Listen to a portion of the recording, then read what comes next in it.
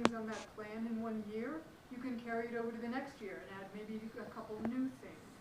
So Kathy, it's not, your plan isn't we're going to be a perfectly, beautifully mitigated wild community in the next year of all 1,400 homes. It is, what can we bite off?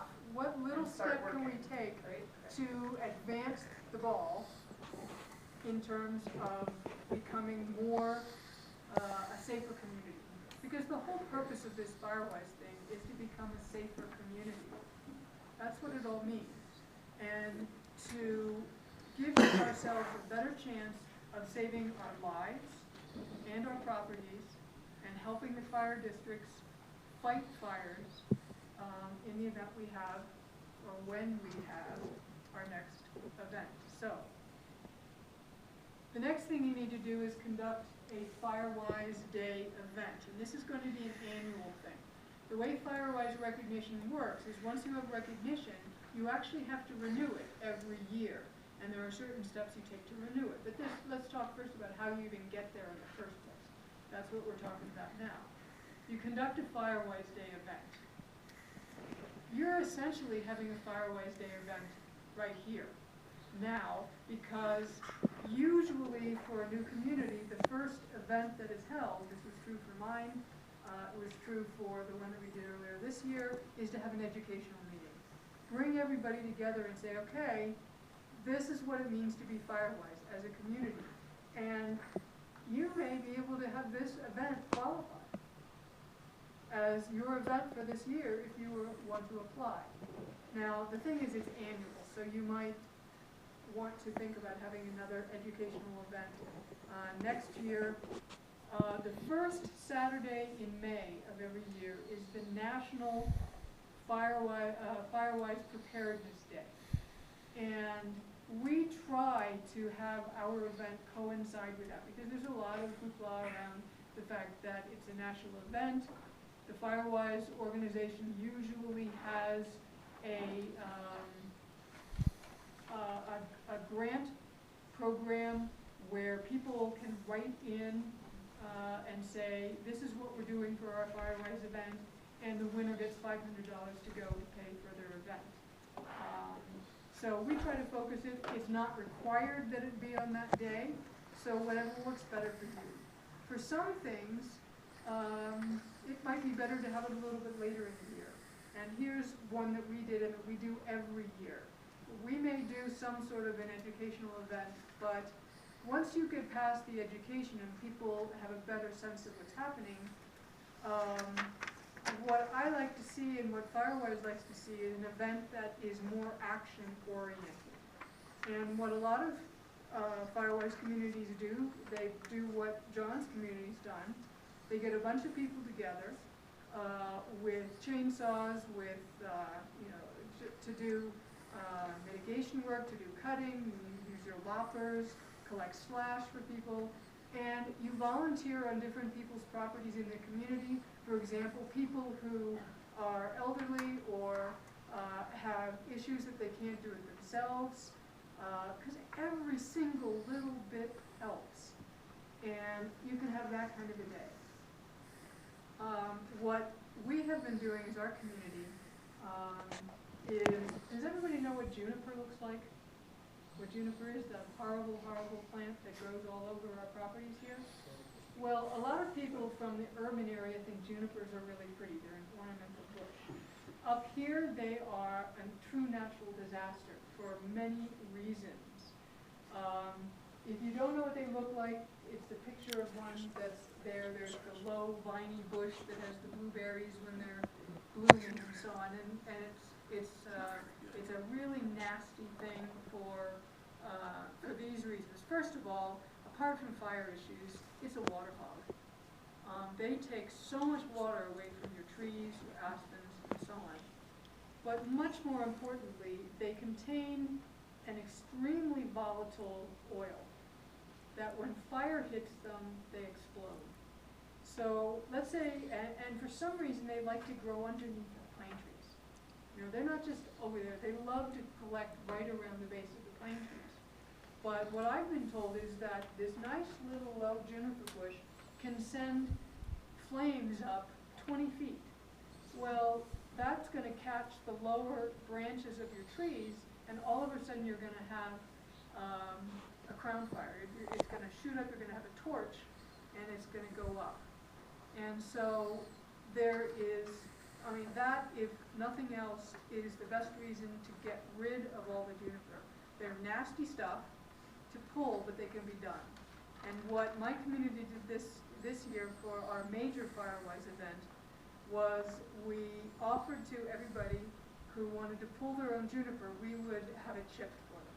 So they had to pull it and stack it at the base of their, right along the road. And then we hired the Black Canyon fire module. The guys came in with a chipper. They offered $600 a day, which is a very, very good price. These guys really know what they're doing. They handle all the chipping because they don't want the liability, and that's very smart. We did this last year. We didn't use those guys, and it wasn't quite as successful. And we didn't have as many people. This year, I could not, we quadrupled the number of houses that were involved in it, and they all pulled their own juniper.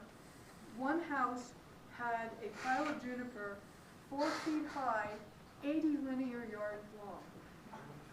That tells you how much juniper there was on one property. And it all got chipped, it's all gone, it's off the property. So that is a spectacular example of an event to have.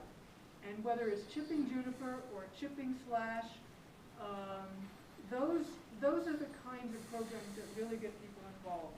Because that's the pain in the neck part of wilderness mitigation work. You know, I can't afford to have somebody come in and haul all that slash for me, or to cut down all these trees for me. I have slash piles all over my property, and if I can get some, you know, take them down and get somebody to chip them, it's a huge help. So that's a great way to have an event. Okay. Can I ask a question? Sure. Juniper trees? Here, around here, we don't have as many There's as some you juniper have. trees, Yeah, you'll see them more on the southwest facing slopes. Yeah, I was gonna say, my whole yard is true. They're not a native species to our ecology. They were transported in when our pioneers came in and settled the area. And they're a very difficult tree or plant for the native species in our ecology to adapt to. They just, like Kathy had alluded to, they suck up so much water. They really make it difficult for the aspen groves to continue to thrive. They pull away a lot of the needed water for our pines, and they make them susceptible after being, you know, starving for water. They make them more susceptible to disease and to other issues that come along that will harm the stand of trees that are native to our ecology as opposed to the junipers. But what about fire? They're horrible. Are they worse than pine? Yes. They should I wish I had a video of it, but you can literally, if you put a fire underneath a lodgepole pine or underneath a ponderosa pine, it may lick up the branches and it may get up the tree a little bit, but eventually it's going to move on. If you put that very same fire, ground fire, that moves underneath the juniper, it goes from top to bottom all at once and it goes right into the ladder fields of the adjacent trees. Just because you got one tree that torches off and it gets into the tree adjacent to it doesn't sustain a crown fire. But if you put a wind push behind that, then you have the transportation that the fire needs to be able to move from one tree to the next and to be able to move globally. Yeah, it's nasty stuff. On my property, most of the juniper, or all of the juniper, is this stuff, which is the low vines, but they're just horrible stuff. You know, another way you can have an event that helps is, on my property, when we moved in, there had been no mitigation done. And from about 30 feet out from the house, there were some big, beautiful ponderosas, but in between, there were all these regeneration trees, all these little pine trees, and there would be, in 25 square feet, there would be 100 trees, this big, and this far apart. So you couldn't see anywhere past into the forest. So we spent our entire first fall lopping them. We took out probably about 4,000 of those little trees.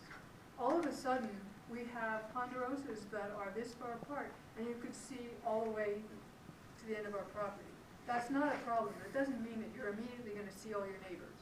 What it's going to do is make your property look clean. All of a sudden, we have hundreds of aspens coming up, just all over the cleared area. The trees are going to be healthier because they're going to get more water. Those trees were never going to survive anyway, and they just look awful. So if you don't have the ability to cut down a big tree, which I don't have, I do have the ability to take a lopper to go out and lop trees. Let me step into that real quick. You know, people are like, why in the world would I go out and lop off all these little trees? Why wouldn't, you know, the forest put them there once a year? No, it doesn't. We now suppress fire. So what typically would happen historically in this type of an ecology is you would get that type of forestation growing. You would have older decadent trees that may be old, may be stressed, may be diseased. You get a fire that moves through, and by process of elimination, some trees stay, some trees are harvested naturally by fire, and the forest regenerates and moves on. We've taken that element out of our ecology. We can't allow the forest to burn anymore because we all live here. If I allow the forest to burn, I'm going to burn down your house too. So we have to come in and suppress. If we're not going to allow the natural ecology of the forest to progress, then we have to come in and alter that ecology by manpower, which is what Kathy was just talking about.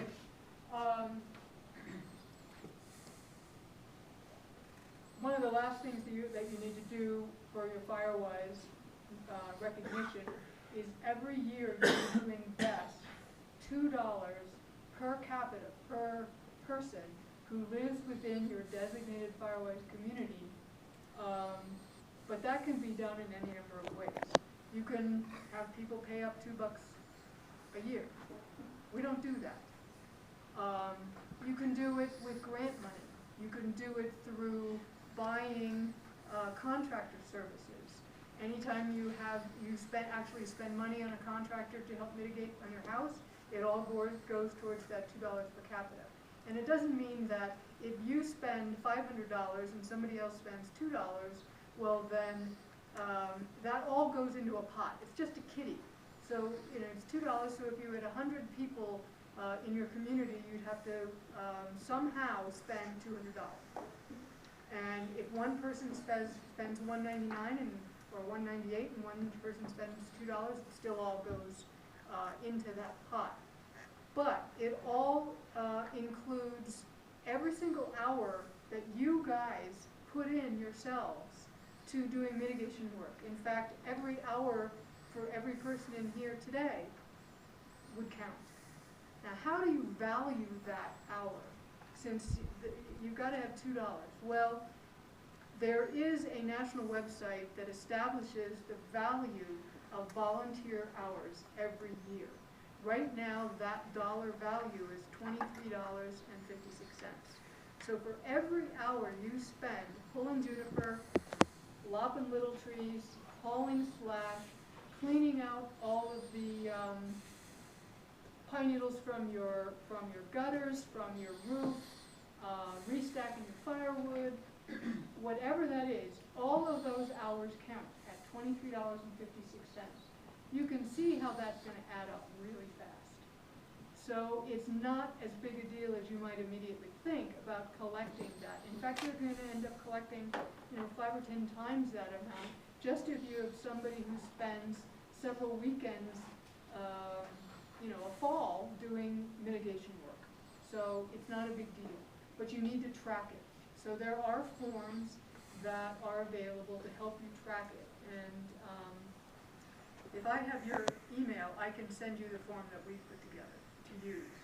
And then you just report that every year to the FireWise community, to the National FireWise program, to show that you've satisfied that you have the $2 per capita, that you have your event, and so on, and you get your recognition renewed for the following year. The very first year, you need to submit an application. I'm going to leave with you, I have a set of all the things that are required, more about each one of them. I have an application form. You can get all of this straight off of the firewise.org website. But this is just to help you guys get it taken care of. I hope you do go forward with it. Let's see, is there anything else? Kathy, Yeah. we don't do an event in our community, and that's fine with the FireWise people. So instead of an event, we have like several work days during the year. That's an event. That's an event. But it's not like, you know, the whole community getting together for No. one day. No. So, and it's a little bit less complicated, especially for the HOA board Right. to do it that way. So, you know, we'll do another property or another 2 properties every year. We'll take care of some windfall in the neighborhood, trees that just blew down, and we limb those up and cut them up and get them out of the way. And I just keep track of the hours on a spreadsheet, and we always generate way more in volunteer value than $2 per capita. So do we. What I'm hearing here though is we don't have to have, I mean, we have 1,100 homes. Yes. 1,400 properties. Lots. Or we have 1,400 properties. Yes. Whatever. 900 900 homes. residents is Okay. probably Okay. approximately. So, obviously, you can see, you know, we didn't have a very good percentage turnout. We have So, 150 members. We have 150 paid members in our Yes. neighborhood. And that's an all-time high. That's an all-time high, yeah, that's for sure. So how do you get participation when you have a bad case of that? Here's a quick question I got for you. How many people in here are interested in this type of a program? There you go. That's all you need. You That's just all we started have. this. You're done. That's all we have. And That's now all you need to what have will a happen firewall. now is you'll get doing this and you'll start working on your property. And the guy next door to you that's like, I ain't doing that. Those guys are a bunch of idiots. They're gonna make a clear cut. He's gonna look at your property and be like, holy cow, that's what they made? And now all of a sudden you've got, 50 people in this room. Now you've double that because we've got people who live on each side of it. Before long, you got the whole subdivision saying, well, God, that ain't bad. You're gonna have holdouts that are like, I moved to the forest to live in the forest, I'm not gonna do it. Absolutely. And Oh, yeah. I'll be honest with you. Unfortunately, that's what we got a bad case of. That's exactly what my neighbor said when I started clearing out my property. They Yeah. said, what do you think you live in the city? It's supposed to look like the wilderness up here. Yeah. So they obviously have let everything grow up Right. against their house. So that's obviously the wrong mentality. Right? Yeah. Well, then there's no way house is gonna be saved because they can't. Right. I mean, it's gonna, the reality is that our fire guys are risking their lives to save property. And it is not appropriate for us to ask them to risk their lives if we aren't willing to do some work on our own property, to make them more defensible. That's the reality, folks. And I get it. My whole subdivision is completely overgrown. It's one of the worst in the area. I mean, between us, we have some of the worst areas. And we have a small group of people about this size. My HOA has 244 lots. I think all of them are built. And we get maybe this out of our big meeting, out of our biggest meeting. And yet, we have an active FireWise community. Our event is not, we don't have an event where we have something like this. Every year, we do what John says. We go to individual properties, we do some work. The Juniper was our event. We want every single event from here on out in perpetuity to be an action event. Because people are familiar enough now with FireWise that our efforts are going to go towards making a physical difference. Not an educational difference, not an intellectual difference, but a real difference within our community. Yeah. Also, I have a neighbor, my house is one of the original, cabins built in 1900 or something, right against the property line. There are 4 unbuilt lots next to that, that's owned by a little retired lady who is not physically able to do anything like this. And we called her and said, Pat, our house sits right on the property line, there's one of your trees, actually 2 of your trees, you know, in where we'd like to mitigate. Do you mind if we take it down? Oh, no, be my guest. You know, I said, well, carry the slash so forth. She's not involved, and she can't do it, but we can.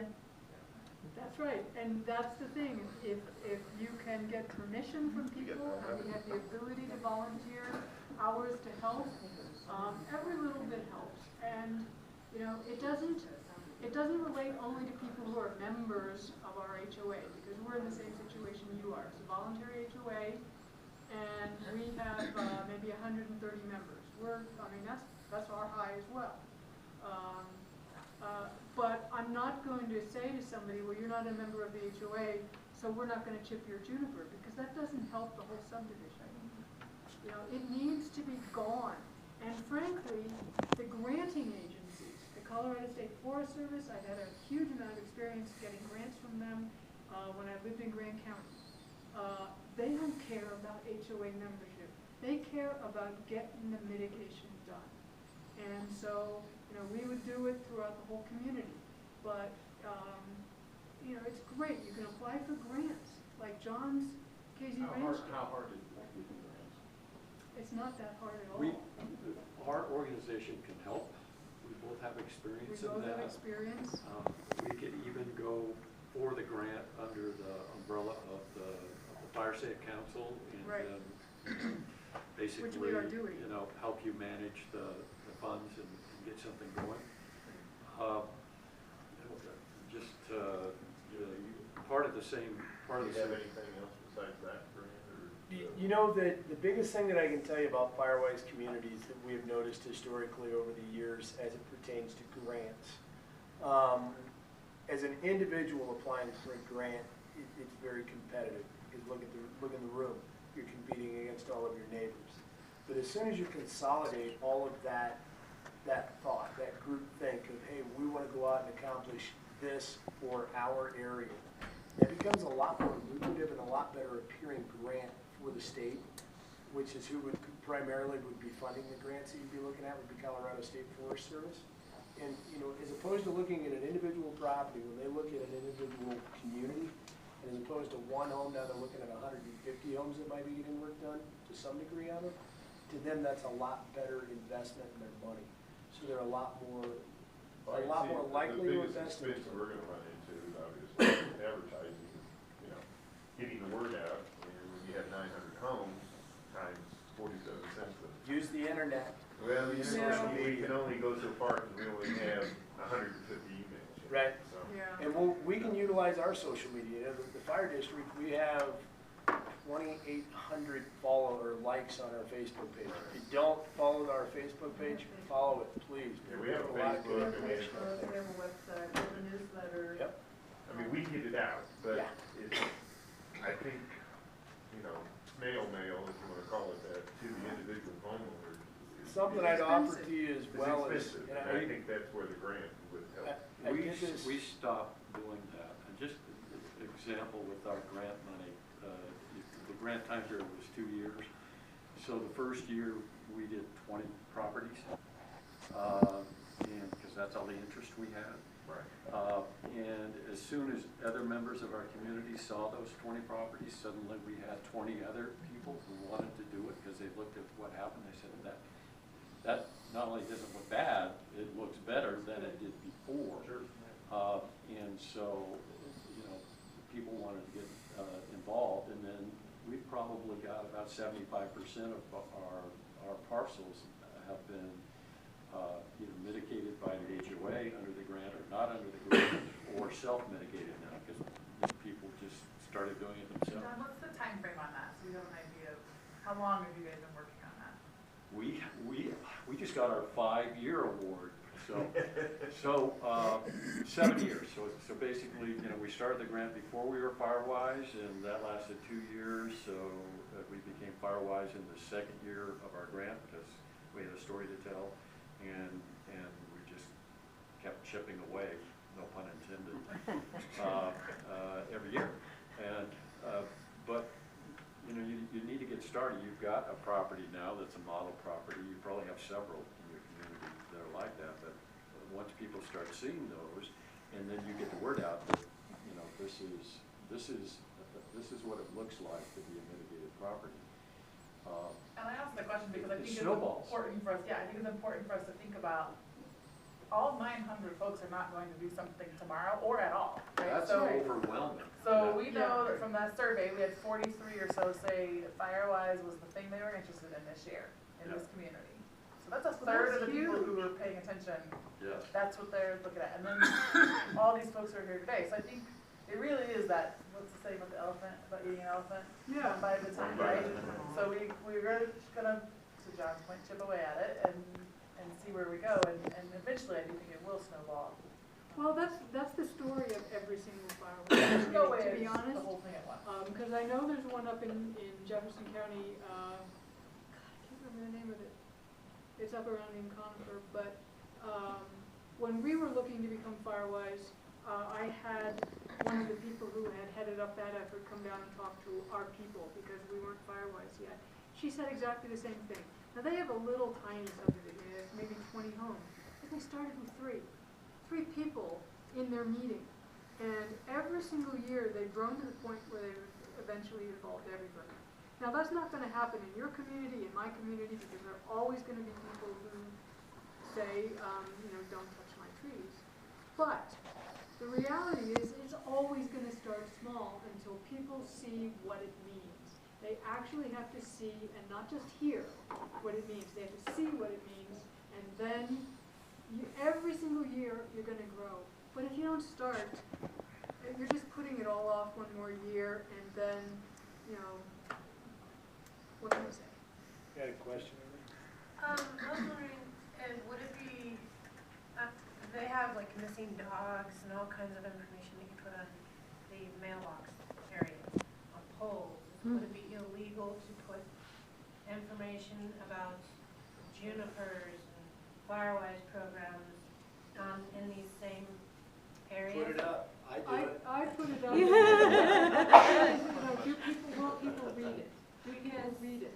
Maybe when they're out taking their walk, they'll look for it, but go for But it. if it's right in front of their mailbox that they go Right. to every day, Do anything on versus not being on the internet or not being part of the HOA, at least Facebook. they'll be able to see it, and maybe one day they'll actually read it.